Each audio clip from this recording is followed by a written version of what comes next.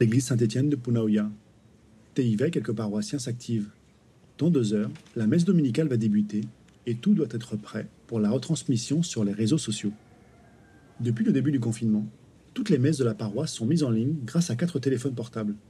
Un défi technique assuré par TIVA et l'œuvre diacre et des bénévoles. En fait, nous avons amené nos propres matériels. Et puis, bon, la paroisse a dû investir dans 500 € à peu près de matériel en plus, c'est tout. Alors celle-là, elle prend en compte justement le lecteur qui est ici. Nous avons une ici qui est fixée sur la chorale. Nous avons une troisième ici qui est là, qui est fixée sur le prêtre, en fait, sur l'autel, là. Et nous avons un quatrième ici qui prend en fait une vue d'ensemble, ici. Borne Wi-Fi, ordinateur, table de mixage pour le son, un petit studio mobile est installé pour permettre aux familles de suivre la messe comme si elles étaient à l'église. Ce qu'il faut savoir, c'est que le samedi, dimanche, ceux qui viennent à la messe, pour la plupart, ce sont que les parents, le père et la mère. Les enfants sont à la maison. Et, bien sûr, tu sais qu'ils ne peuvent pas aller à la messe. Et par ce biais-là, par cette diffusion-là, on touche carrément le cocon familial, aussi bien les parents que les enfants. C'est un plus, quoi. C'est un outil formidable. 4, 3, 2, 1. 8h30, la messe débute pile à l'heure. Le père Jean-Pierre Potel anime la célébration. Frères et sœurs, paix et joie. Alléluia. Pour cause de restrictions sanitaires, la messe ne peut accueillir de fidèles. Le père Potel a donc dû s'adapter et s'habituer à célébrer l'office devant une église vide. À quelques kilomètres de la paroisse, nous sommes chez Vaiana et son époux Enoha. Ce dimanche, Vaiana reçoit la visite de ses parents. Installés dans leur salon, ils assistent à la messe dominicale.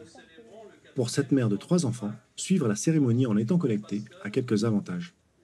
Déjà, on est à la maison, donc c'est un peu plus confortable, par exemple, pour les enfants. C'est sûr que là, habituellement, notre petit, il a 2 ans, c'est normal, il bouge beaucoup. Tous les dimanches, il court dans la paroisse. Là,